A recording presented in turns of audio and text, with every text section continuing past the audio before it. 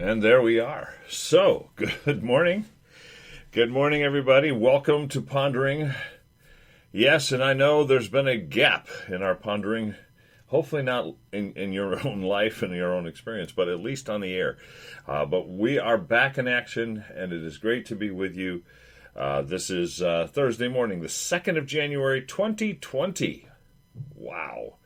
Never thought, my wife and I were saying last night, never thought in a million years we'd be live to be or see 2020. We thought when we were kids that Christ would have come by now and that would be it, but not so. So it's great to be with you and great to be back in the saddle again here in the Pondering podcast and program, live on Facebook every Monday through Friday, 7:30 to about 7:50 or so Eastern Standard Time, and via podcast venues, multiple venues, on demand 24/7.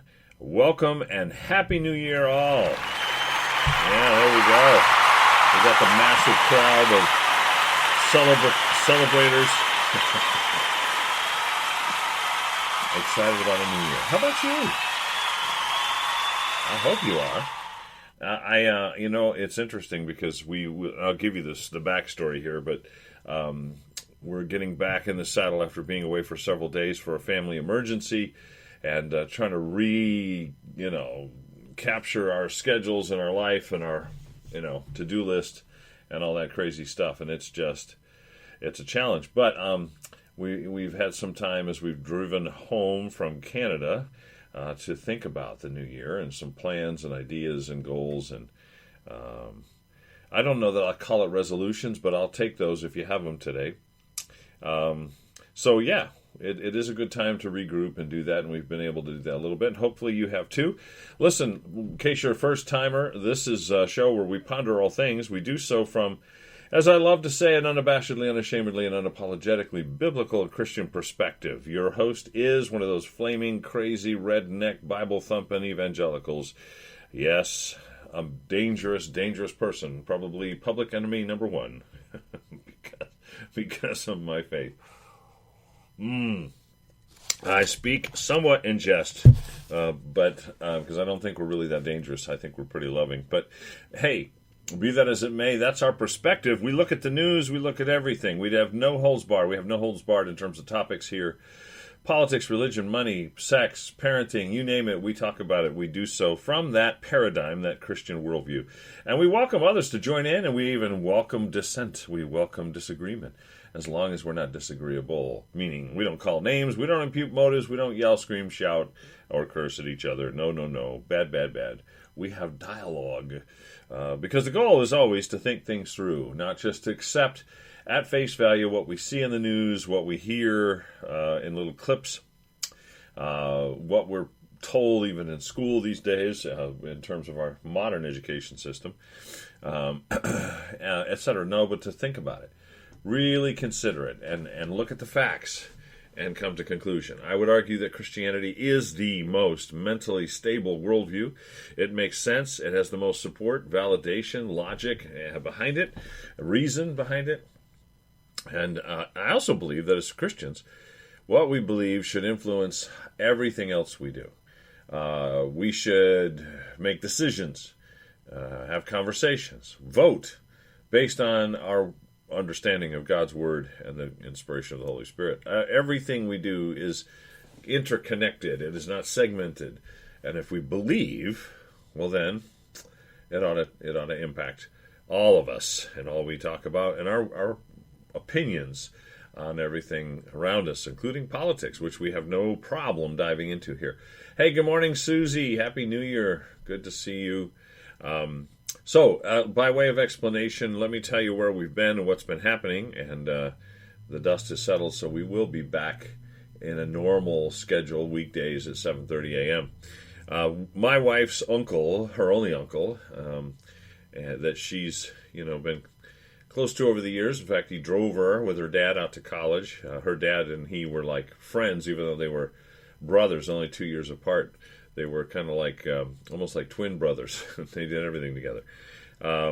Unfortunately, he was walking the dog up in Elliott Lake, Ontario, where it's very, very cold, very snowy, more so than here, far so more so than here, even at this early time of the season. Excuse me. Anyway, he thankfully his wife was with him in the sense of kind of being able to know what happened and all that. But he slipped, had cleats, and this is how slippery and icy it gets up there. He had cleats on in his boots, but despite the cleats, somehow slipped or got woozy. We're not sure what happened.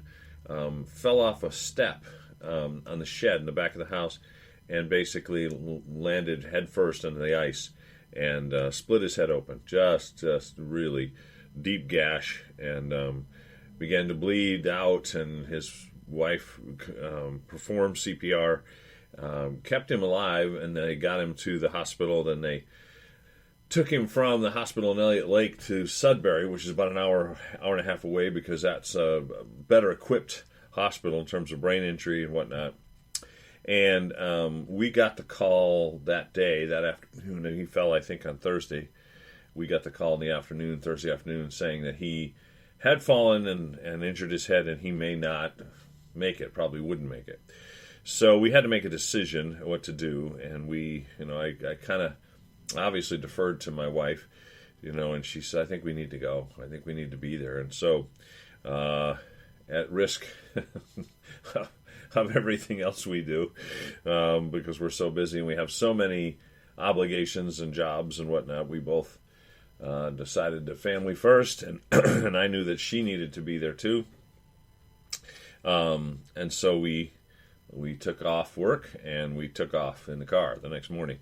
It's a 14-hour trip. It's about 12 and a half hours of driving, but when you add stops and food and stuff, it's about 14 hours to get up there. So we did not try to do the whole thing in one day. We were both very tired, and she'd been recovering from a pretty nasty virus, which, by the way, I ended up picking up from her while we were up there, I think, or at least it manifested itself while we were up there.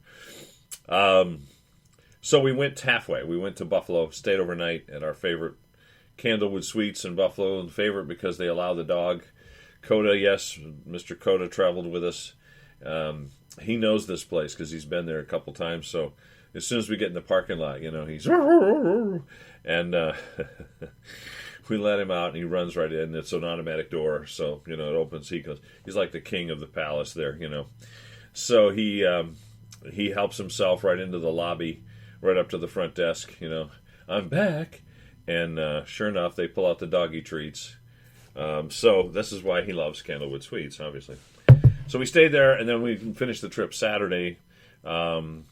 We stopped on the way in Saturday afternoon in Sudbury to see Uncle Jerry, and he was never conscious. He was on a ventilator. In fact, he never regained consciousness after the fall, from what I understand. Good morning, Linda. Good morning, Faye. Welcome aboard. I'm just talking about the last few days and why we've been out of sync and off the air here for a bit. Yeah, we stopped Saturday afternoon, Sudbury Hospital, to see Karen's Uncle Jerry. And, we talked to him because I always have known and understood, especially as a chaplain, many times, hearing's the last thing to go. Even people that seem to be in a coma report later that they can hear people around them. So we got to speak to him and express love to him and spent a great deal of time with her Aunt Sherry, Jerry's wife. And that was really appreciated because she was there alone, staying in a hotel across the street, just keeping vigil with him and hoping for some brain activity, some sign, although they don't measure brain activity, but some sign that there was, response and a potential to heal. They decided to give it 3 or 4 days to see if that potential was there. And there really had not been, even as of Saturday. He was on the ventilator, but he was kind of initiating the breaths on his own. You could see there's a graph that tells you when he initiates versus the machine, and we could see that he was initiating most of his breathing, but no other sign of consciousness or whatever. And the doctor came in, talked to us for a long time, explained to us that that sometimes you have an injury like that, and the blood will all gather in one place, and they can drain it, take off pressure off the brain, and it'll sort of get things moving again. This was so severe, and the bleeding was so severe, that he said it was kind of like if you imagine a sponge and you soak it completely, that's, you can't just go to one spot and drain it. The whole thing is there. He says, but unfortunately with the brain, if it's saturated with blood like that, there is no way to wring it out. There's no way to drain one spot without damaging the brain. So you have to kind of wait a little bit, see if it'll drain on its own, and see if things return. It wasn't happening. So we finished our trip, went to Elliott Lake that night. It's about an hour and a half further drive. We finished and went there to stay with and see Karen's parents. And the next day, Sunday, we went back to Sudbury with her father, who hadn't seen his brother really in the last couple days since the accident. He was there in the hospital in Elliott Lake, but he hadn't been back. So we went back, and we spent some time in the room with him and Aunt Sherry, prayed for him, of course, spoke to him about his faith. He did believe, so we trust that he's in heaven. Spoke to Aunt Sherry about those things. Karen's dad got to say goodbye to him. That was a real touching moment. Oh my gosh. They had two younger brothers that had died at birth, I believe, or shortly after, and one was stillborn, I think. And her dad said to him, "Jerry, you have two other brothers waiting for you. Two other brothers. In other words, you're leaving this one right now, but I'll see you later. But you got two waiting for you." And needless to say, that was a moving moment. So, by the way, Eric's joined us. Good morning, Eric. God bless you. So we got to say goodbye, got to have those conversations and prayers, and then we headed back to Elliott Lake, and by the time we got back, shortly thereafter, maybe an hour or so after we returned home, we got the call that he had passed. Sherry had reached her sister and brother-in-law, and they had encouraged her that she didn't need to wait for them. They'd had a chance to say goodbye. And so they removed the ventilator. Now, the doctors had thought he might live for several days, but he didn't. And I did notice that second visit that he was not initiating breaths like before. The machine was pretty much doing all the work. So they took him off, and he did pass Sunday afternoon. And then, to add insult to injury, not really. Good morning, Fred and Leah. Welcome aboard. We decided, that we were going to try to head back. I had so much work. I mean, I just had, I can't even describe the number of patients and meetings and things that I'd missed, and I had to try to catch up on. So we were going to try to leave, but I caught the virus Karen had. So I had this horrible headache, no energy. Felt like someone ran over me and then backed up to see what they'd hit, ran over me again. And we got caught in an ice and snowstorm that hit Sunday afternoon. And it lasted all day Monday. In fact, Monday they were most worried about ice because the roads were just... And I do remember we took Coda out for his walk Sunday afternoon, and you couldn't even hardly stand up. Literally. There was no place... Even he was sliding all over. I'm sliding all over. We're like, great, we don't want to follow Jerry here. Let's not do this. And it was just ice. And then on top of that, we got several inches, maybe even a couple feet of snow. I'm not sure, because some of you might have seen my Facebook page. I posted some of the pictures. We decided to wait out the storm on Monday and leave Tuesday morning, but the pictures are from Tuesday morning when the storm had cleared. It looks like kind of like what we would expect a nor'easter to leave sometime in January, February here. It was just, we were buried. Everything was buried. So we had to wait for plows and backhoes to come in and clear out the road and the driveway behind us so we could get out. And we did that, and then drove to Buffalo again. Didn't push it, because at that point, we'd already missed work. And I was not going to be able to be in any decent shape to go to work. Truthfully, coming back Tuesday, Wednesday was yesterday. That's New Year's Day, so we were closed. So we said, hey, let's just stay over on the way home again. Candlewood Suites. We walked in. They go, "You're back," and Coda, right up to the counter. "Here I am. Hey, feed me." And it was funny too, because they had pizza that night, and for the guests, and they put it on the table that was right at head level with Coda. So as we're walking back to our room, we were coming out. That's right, from the room. He sees the pizza on the table, and he just kind of takes the cardboard lid on the first box and goes, whoop, flips it up with his head. And we're like, no! He was ready to go to town. I was like, hey, I'm a guest. That's it. for me? Yeah, come on. I told them he'd be happy to sample it, make sure it was safe for the other guests at the hotel, but unfortunately his sample would be all of it. That's his sample. So we were able to fend that off. I did share my piece with him.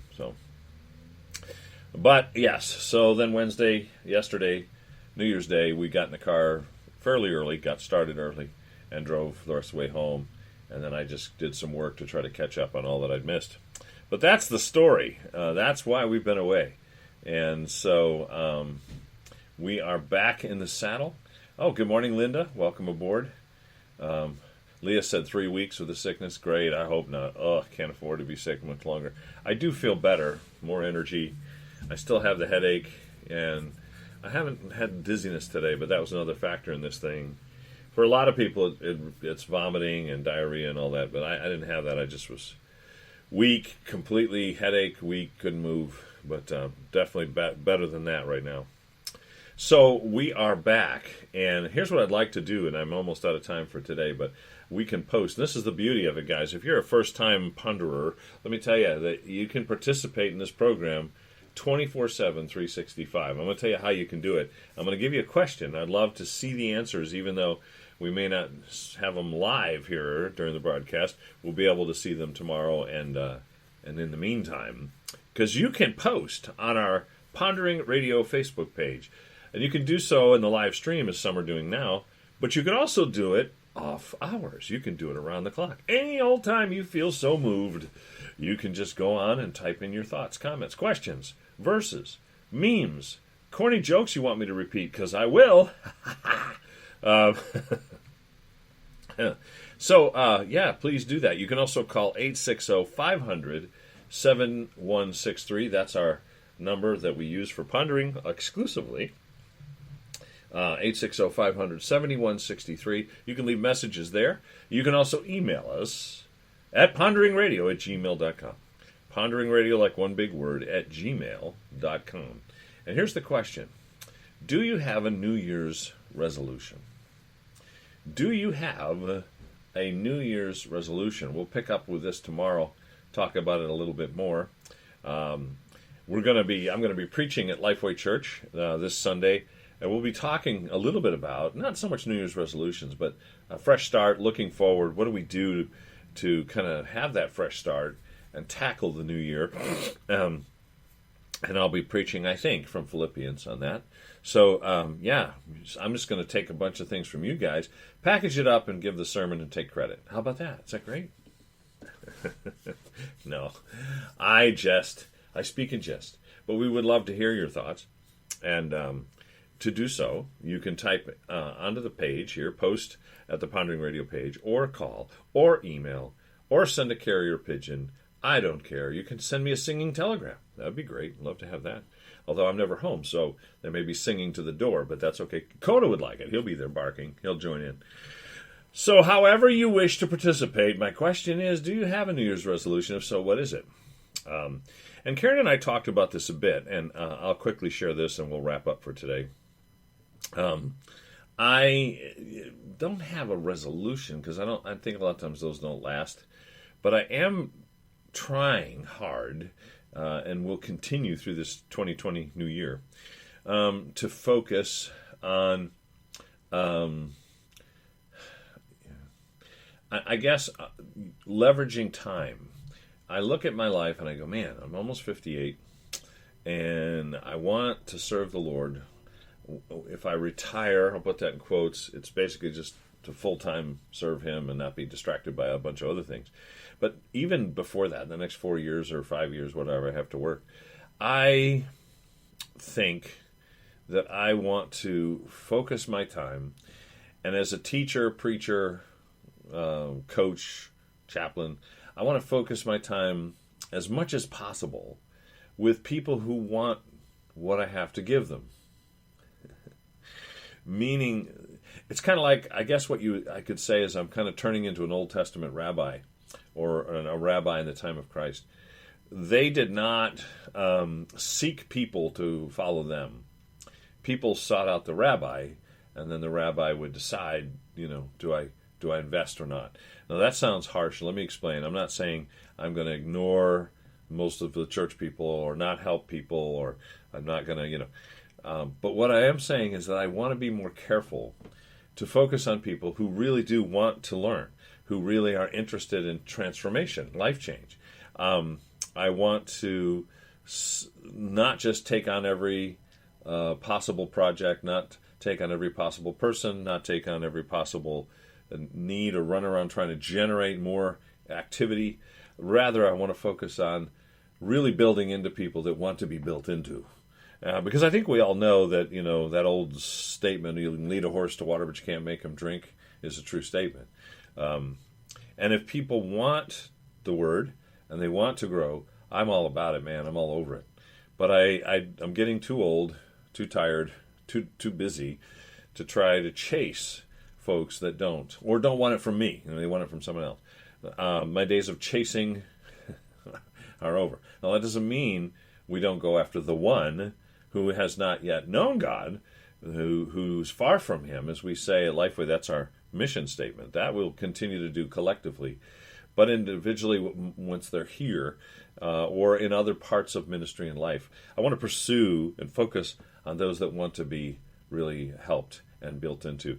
Because I've burnt out a lot of energy, time, and years, put a lot of wrinkles in his face, chasing those who ultimately did not. And so I'm going to be a little more discerning in my time than I have been in the past, and focused. And the key to that, I think, is the Holy Spirit. It's God's leadership and direction.